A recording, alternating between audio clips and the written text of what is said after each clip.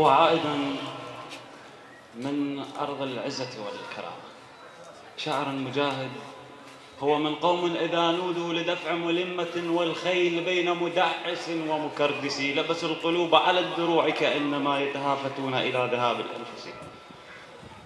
سأدعوه شاعر كتب للقضية الحسينية وشاعر مجاهد من رجالات الحشد الشعبي، حيث يقول: يا زينب كل سنة أكتب لك أشعار، بس هاي السنة كاتب شواجي. أنا وأنتم والحبيب القريب الشاعر المجاهد عمار عباس الدراجي يتفضل مصحوبا بذكر محمد وآل محمد. اللهم صل على محمد وآل. يا زينب، السلام على الحسين وعلى علي بن الحسين وعلى أولاد الحسين وعلى أصحاب الحسين وعلى من استشهدوا من أجل الإمام الحسين عليه السلام. أيها الأخوة المعزون، الأخوة الحضور، السلام عليكم ورحمة الله وبركاته. سألني أحد المراسلين في أحد البدايع في ساحات الشرف والعز، قال لي: ماذا تكون وصيتك قبل استشهادك؟ فقلت له: أتمنى عندما أتي بشهيد أن لا يذرف عليه الدموع ولا أريد هكذا بكاء. فقال: لماذا؟ فقلت له: لأنني سألتحق بركب الحسين. ثواب ما سأقراه مهداة إلى أرواح الشهداء العراق جميعا، إلى سيدي ومولاي أمير المؤمنين علي بن أبي طالب.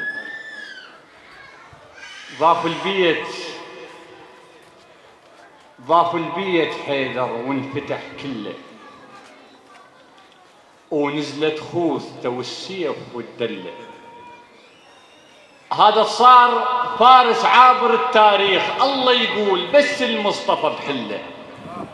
شلون استوعب التاريخ؟ عمر ايام ادم طين بعده وحيدر ندله. من قبل العرش متزوج من النور، كا غير العرش يراد له بحله. اللي يسمى قمر مو هذا المكفاه، اللي تتمنى الزهره وحيدر تقله. قالوا له علي يا هو المكفاك، قال لهم خدر وشوار بتكبله. قالوا له علي يا هو المكفاك، قال لهم خدر وشوار بتكبله. وتنومس علي وتنوع المكفاه، مو بشار بالعباس رف كله. ضاف البيت حيدر وانفتح كله، ونزلت خوذته والسيف والدله.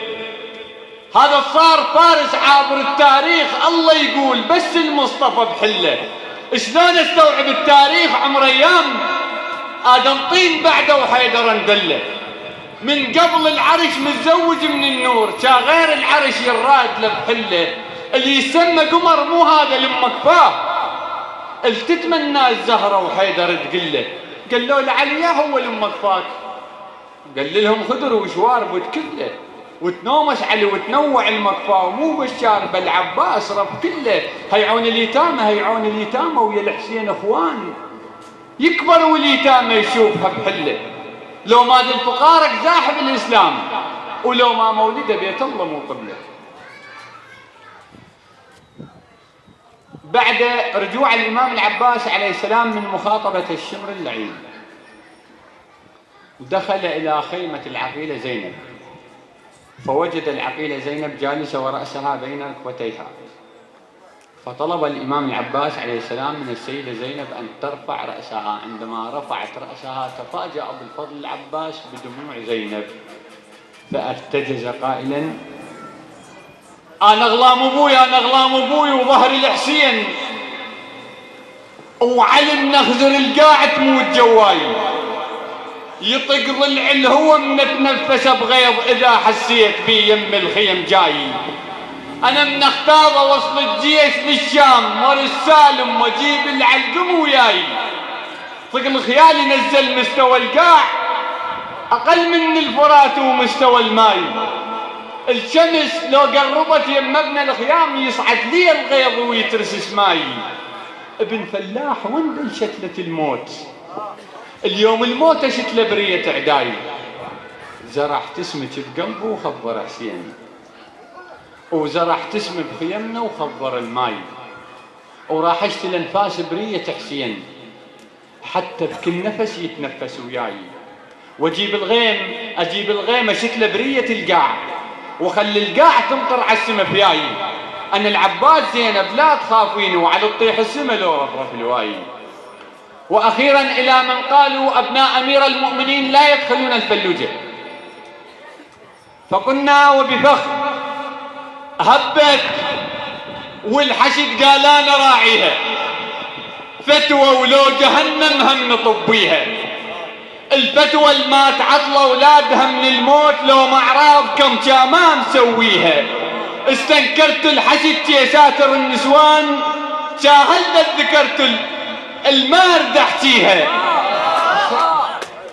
هبت والحشد قال انا راعيها، فتوى ولو جهنم هم نطبيها، الفتوى الما تعطل اولادها من الموت لو معراضهم ما مسويها، استنكرت الحشد تيساتر النسوان شاهدت ذكرت المارد احكيها، عمر اللي ياخذ الله البي شرف ينداس، القصه العيب تعرق جيره حط بيها، تعيرونا بخيم ما عندنا بس مو عيب، خيمه وما حد مفرزن معانيها، هيبتنا الخيم لو شرف لو بس راس، حلوه قصور كم بالشرف ما بيها.